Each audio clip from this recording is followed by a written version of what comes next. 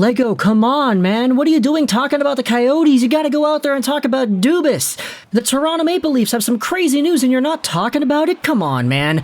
And I know that might be some of the sentiments that are heading towards my way from all of y'all, but I will say we did just make a video about Dubas leaving the Maple Leafs organization as a whole, so I didn't want to go out there and make 2 back-to-back videos because there was a press conference with Shanahan immediately after, and, you know, we gotta self-preserve, right? So this is kind of what they call a tease in the business. We talk about the Dubas leaving of the Toronto Maple Leafs, and then the next day we go over and talk about the drama behind Shanahan's press conference. So that's gonna come later in the week, but there also is some other drama that we had ourselves that you could debate is as weird, as crazy, and as big as this Kyle Dubas, Brendan Shanahan stuff.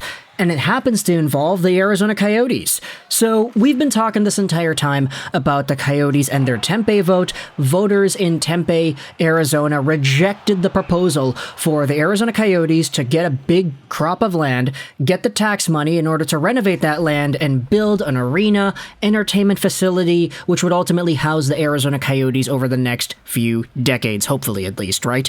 It was the biggest sports deal in Arizona history, and voters said 56% no.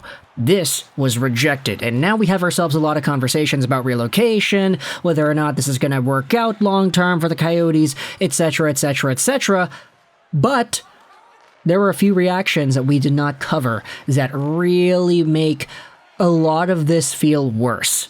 We're heading over to Clayton Keller's social media pages. He was the best player for the Arizona Coyotes last season. He had 86 points in 82 games played, 37 goals, 49 assists.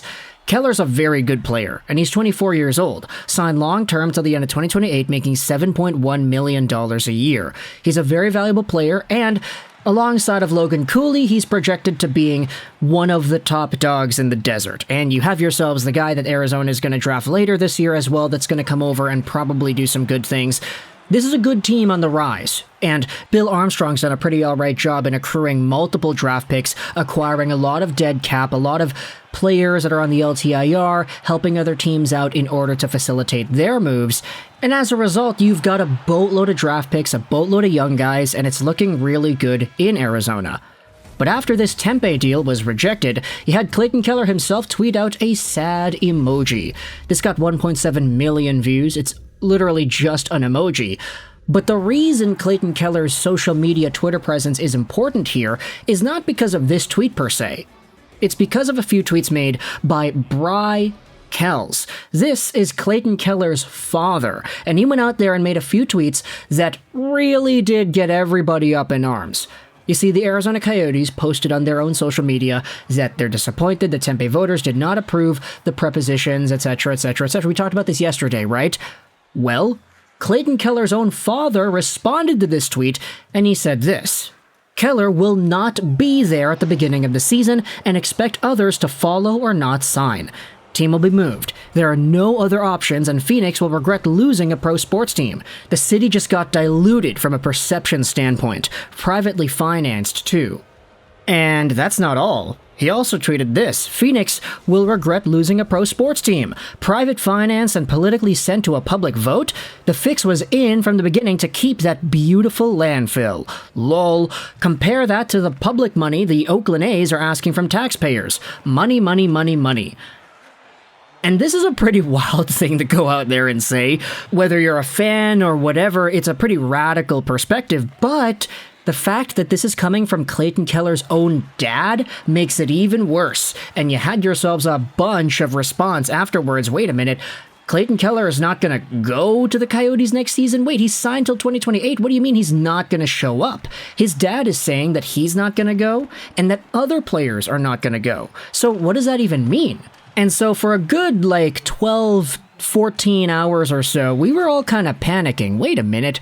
There's something here that we're not seeing. Either that or Clayton Keller's father has just gone off the rails and is just spewing whatever it is that he wants to on social media. Who really knows what's the case here? And we had ourselves a few repercussions made after the fact. This is what Craig Morgan, Arizona journalist, went out there and said. He spoke to Clayton Keller's father earlier last night about the controversial tweets that came from his Twitter account in response to the Coyotes' statement after the Tempe vote on their proposed arena entertainment district. Here is what he told Morgan. Keller's father says that on Wednesday morning, while out of town on business, I was informed by several friends a couple of Twitter messages were apparently sent from my personal account regarding the vote on the proposed arena in Tempe and my son Keller's future in Arizona.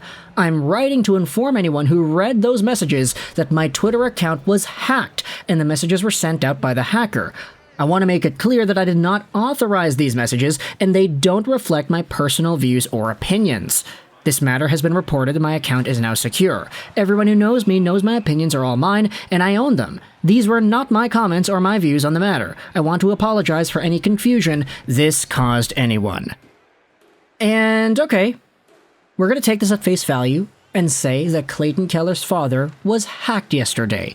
He was hacked, and he tweeted out that Clayton Keller is not going to go to Arizona anymore and that it's a bad process, it's a bad system where they had the fans and the random taxpayers go out there and vote for a landfill instead of the Arizona Coyotes' proposed entertainment district. Let's pretend that Keller's father actually just straight up got hacked.